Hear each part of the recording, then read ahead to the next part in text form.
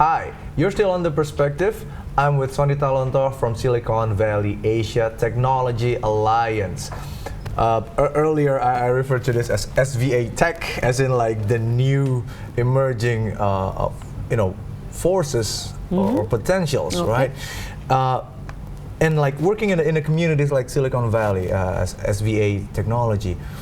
What is your perspective about the next platform to progress, like after electrification, and then there's this sense of digitalization? What is your perspective on that? Yeah, so from a Silicon Valley perspective, digitalization has been going on for a while right now, actually from the global perspective, and I'm sorry to talk about history here a little bit, but the first industrial revolution happened, in Europe, basically in the 1700s, 1800s, where we basically use water and steam to mechanize production. And then the second industrial revolution, which is 1800 to 1900, we used electric power to create mass production. And then the third industrial revolution, which is already happening, I think, since the mid of like the last century, was where we started using electronics and information technology to automate production. Right, but now, IT plays in. Exactly, but now we're entering the fourth industrial revolution, which is basically the connectivity, what many people call digital transformation. That's what they're calling, where kind of like the physical world is becoming more digital, So in this fourth industrial revolution, the blurring, in terms of the technology, it really blurs the physical world with the virtual world, for good things. And, in many parts of the world, they call this kind of Internet of Things. It could be on the IoT, right? The IoT, exactly. It could be on the consumer side, but it could also be on the industrial side. But basically, what the IoT is, in a very simple term, is really the application of smart sensors, to connect devices. And then once you connect all of these devices, and there are billions around the world, right? Then you can create applications on top of it. And then once you create applications, there will be new business models that you wouldn't even think of before that, can make our lives, as human better. And it will create kind of like a safer, cleaner, more sustainable way of living. And of course, there are analytics on top of that. So if I just use kind of like the internet as an analogy, the internet, not the Internet of Things, but the internet connected computing devices, right? It's been going on for, the last, a few decades. But because of that connectivity, and also think of our phone as like a computer, like a different kind of computer. Because of that, we have new applications that human didn't think of before, like email for communications, right? And then e-commerce, in the U.S. would be like Amazon or eBay, and of course here in Indonesia, you guys have Tokopedia or Bukalapak, and then there will be search engines, like Google, of course, very dominant, but there are other search engines I know.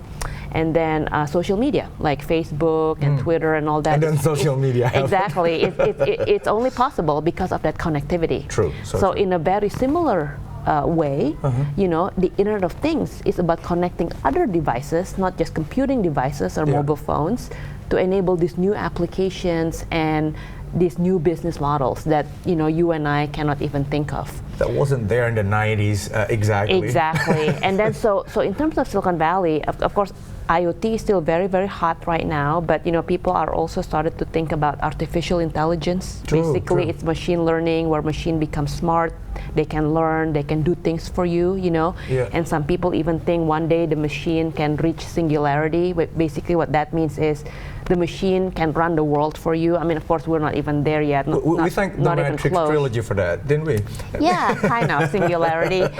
So these are all really hot things in the Valley right now, virtual reality, machine learning, artificial intelligence. But in terms of IoT, now that I think devices are being connected, so not all devices have been connected, by the way, so we're still in that kind of like trajectory of connecting all the devices. Based on some of the research I've seen, there will be about 50 billion connected devices, 50 billion connected devices in 2020. Okay. And of course, you can imagine with all those connectivity, there will be a lot of data that you can analyze, you can use, for the betterment. For the betterment of human. Exactly. But the whole point is like, hey, connectivity itself, it doesn't matter if it doesn't create kind of like a better experience for human, right? True. So I like to use some real examples about like IoT and kind of like our everyday lives, you know, because sometimes I feel when I talk about, you know, like more of the infrastructure and industrial side, people kind of like they don't get it, you know, because they don't see it in their day-to-day life, right? It felt far and distant Exactly, enough. even though it's happening right now, but they don't see it. But if I talk about, hey, how about Uber, you know, in your day-to-day life, or how about Gojek here in Indonesia? Right.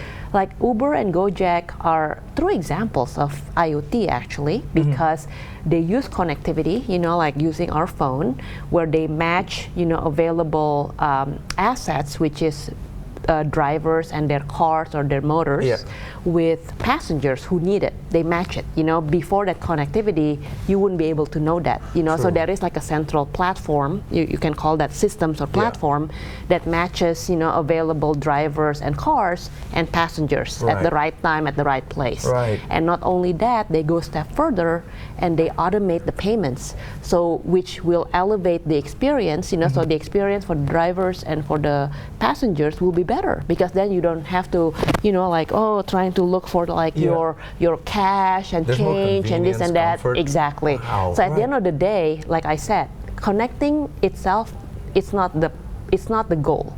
The goal is to create this new experience or new business models that make lives easier for human being. And so the example I just used, like a Gojek or Uber, ride hail app is one application. Just one application of IoT. Yeah, and there are many other things. You know, like in the future, if you have a smart home.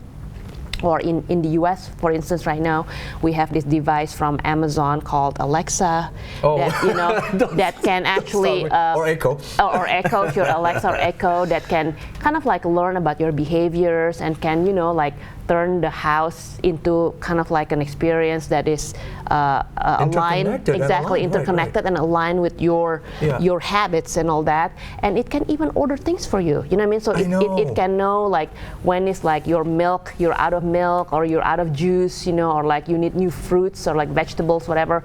It can order it, you know, through like the Amazon shopping service and get it delivered for you. So at the end of the day, it's all about this connectivity, automation, but making experiences better for human. Do you think these platforms that we are, you know, humans are about to use to leap onto the next phase and the next stage of technology, digitalization, do you think they will be like really ready and spot on as infrastructures to leap? Just a quick question. I think each country has a different stage of maturity. So while I don't think the leap would be like, you know, like from today to the future will happen like fast, but I think we are actually on that trajectory where things will become more interconnected. We will have better experience, and at the end of the day, we'll be creating like a better environment for all. Wow. Yeah. That is awesome. We need to put a little more break to this, and we will talk some more about the Silicon Valley Asia Technology Alliance right after the break, only on The Perspective.